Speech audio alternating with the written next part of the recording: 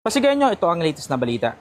Nagsimula na nga ang pamamahagi ng pamaskong handog distribution sa lungsod ng Pasig. Kasabay nito ay umabot din sa iNews ang maraming concerns ng mga residente tungkol sa Pasig Pass verification at integration nito sa National ID. Kabilang sa mga naging issue ay ang login errors, unverified accounts at mga nahihirapan sa proseso. Nakipag-ugnayan ng iNews sa lokal na pamalaan ng Pasig upang alamin ang dahilan at mga dapat gawin ng publiko. Ayon sa LGU, para sa mga may national ID ngunit may error o hindi na maalala ang email at password ng inyong Pasig Pass account, maaring gumawa ng bagong Pasig Pass account. At pagkatapos ay gawin ang PhilSys verification.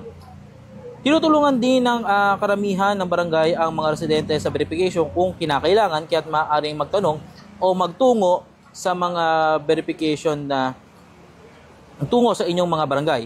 May mga Pasig Pass verification assistant desk na itinalaga sa mga barangay hall o para tulungan ang mga residente na hindi makapag-verify online.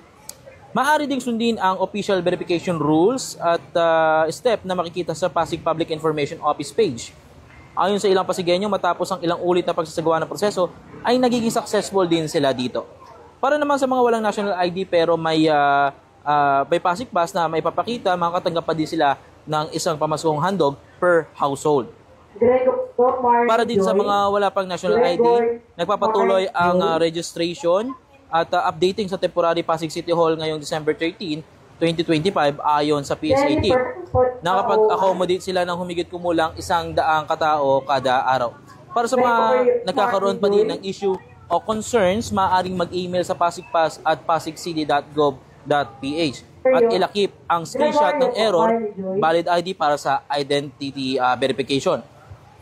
Ang pagkakaroon naman ng national ID ay kailangan para makumpleto ang Pasig Pass verification. Layunin ng Pasig Pass at national ID integration, ayon kay Mayor Vico Soto, ang integrasyon ay hakbang upang linisin ang database ng lungsod, maiwasan ang paggamit ng peking accounts, tiyaking lehitimong Pasigueño ang nakatatanggap ng mga benepisyo at napalakas ang data-driven governance bilang bahagi ng Smart City direksyon ng Pasig City.